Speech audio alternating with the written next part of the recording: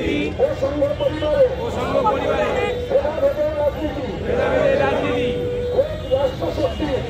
রাষ্ট্রশক্তি মদতে মাথাচাড়া দিয়ে উঠেছে।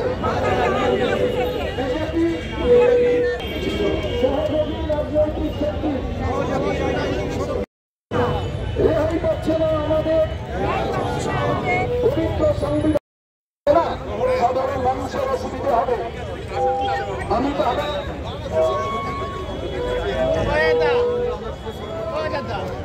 এখানে আমাদের অনেক নেতা আছে, ওঠা যাবে না, আছে, নানা সরকার আছে, সাগর সিনহা আছে, তারেক পাল আছে, মুন্না ঘোষ আছে, সাইনা জাভেদ আছে, জমির আলম আছে, আলম রহমান আছে, অনেকেই আছে। অনেকের নাম আমি বলতে পারবো।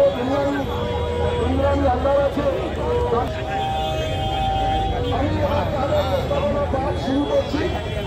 আপনারা আমার সঙ্গে সঙ্গে এই কথাটা বলবেন। আমরা এখান থেকে আমাদের কর্মসূচি সমাপ্ত করব। ভারতের সংবিধান প্রস্তাবনা, এটা আমরা যে সংবিধান নিয়ে আজকে আসলাম, রাহুল গান্ধী যার জন্য লড়াই করছেন,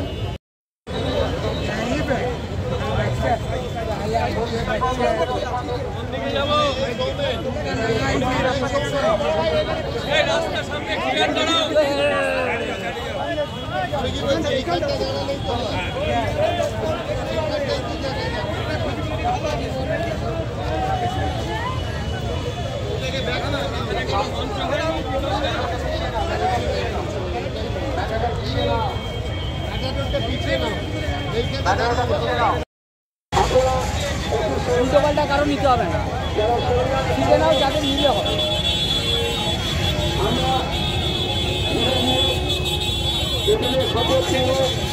সংবিধান রক্ষার সাথে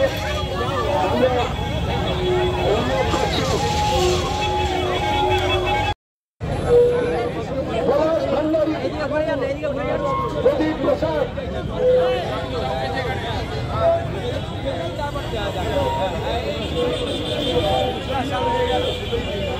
কোথায় গেল?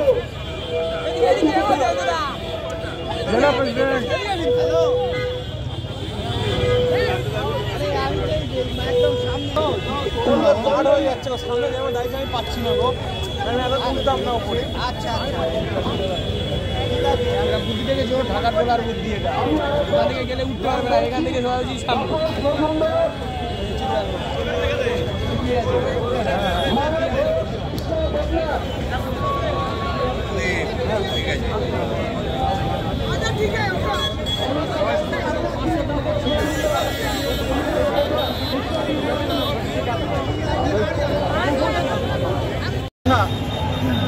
ফেসিবাদী পতিত শক্তি আওয়ামী লীগ তাদের এজেন্ডা বাস্তবায়নের জন্য এই উগ্রবাদী সংগঠনের মাধ্যমে চট্টগ্রামে অস্থিতিশীল পরিস্থিতি সৃষ্টি করার চেষ্টা করছে।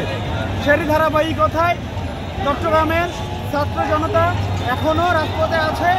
তারা তাদের জায়গা থেকে সতর্ক অবস্থানে আছে। কেউ যেন বাংলাদেশে যে সাম্প্রদায়িক সম্প্রীতি রয়েছে, ধর্মীয় সম্প্রীতি রয়েছে, সেই সম্প্রীতিতে কোনো উগ্রবাদী সংগঠন যেন ব্যাঘাত ঘটাতে না পারে এবং এই সম্প্রীতি বিনষ্টের মাধ্যমে আমাদের বাংলাদেশে সাম্প্রদায়িক দাঙ্গা সৃষ্টি করার চেষ্টা করছে। আমরা চট্টগ্রামের ছাত্র জনতা এখনও সতর্ক অবস্থানে আছি।